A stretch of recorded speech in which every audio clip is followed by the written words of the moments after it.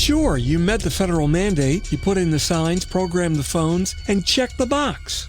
But let me ask you, if compliance is your finish line, are you really prepared for the next emergency that's coming? Today we're diving into why the bare minimum just won't cut it in the enterprise NG 911 world. That's coming up next on TiPS, Today in Public Safety. Welcome to TiPS, Today in Public Safety, your go-to podcast for today's breaking stories and public safety news. Here's your host, Fletch, with today's tips.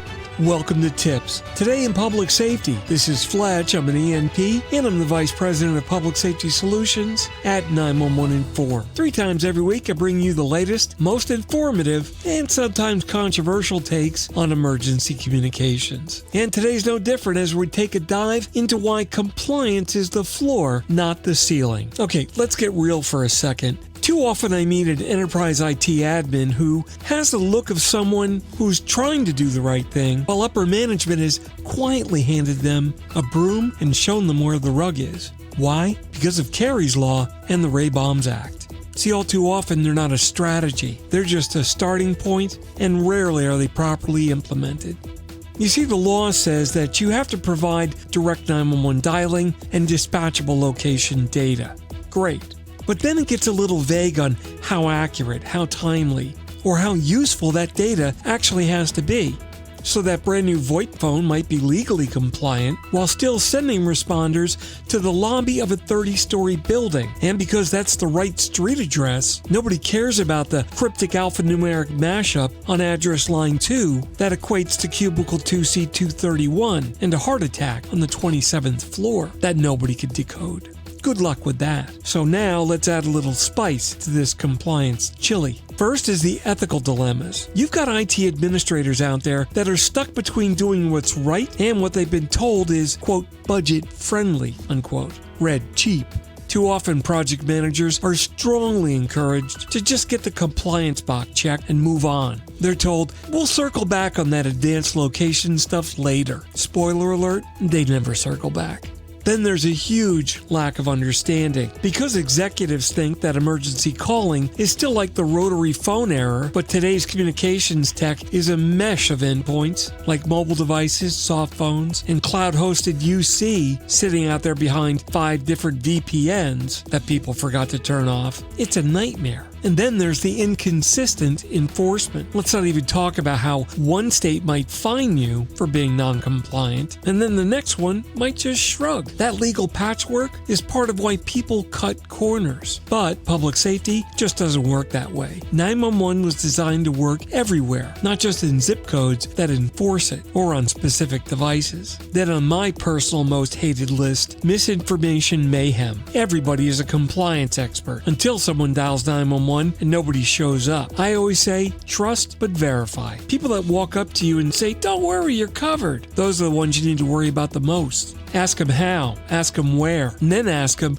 who validated that. You might be surprised. Then there's pushback without retaliation. So when is it okay to say, no, look, we're not going to go do that? And how do you say that? First of all, you need to come armed with real risk, legal exposures, and real-world incidents where compliance gaps cost lives or even resulted in lawsuits. And then in the industry, reliable information, please. What's the best source? You need to go to reputable organizations with standards like NINA, APCO, the NG 911 Institute. And hey, even this podcast is a treasure trove of info, if I don't say so myself.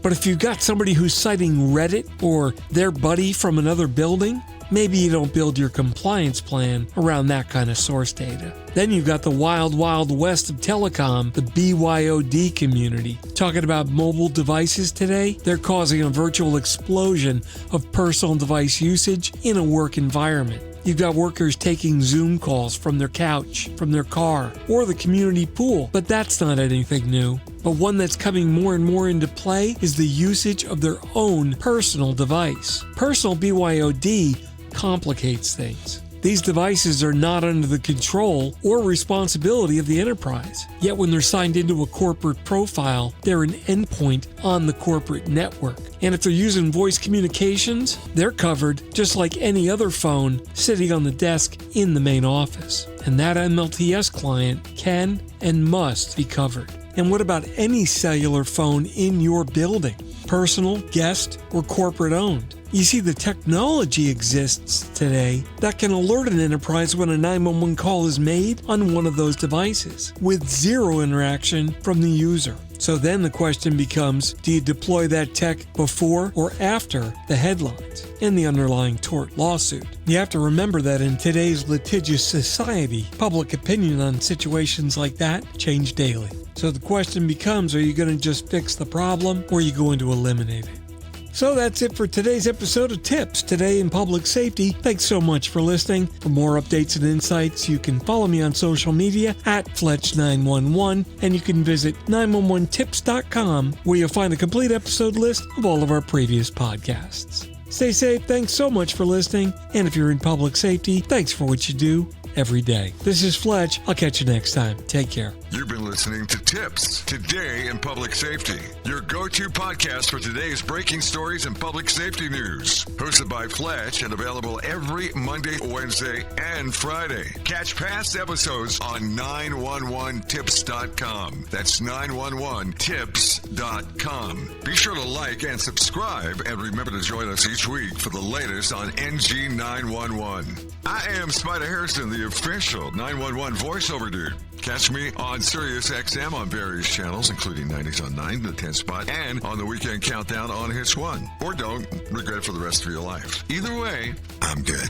TiPS is brought to you by 911 Inform, the leading next-generation 911 solution for enterprise compliance with federal 911 regulations. Visit them on the web at 911inform.com.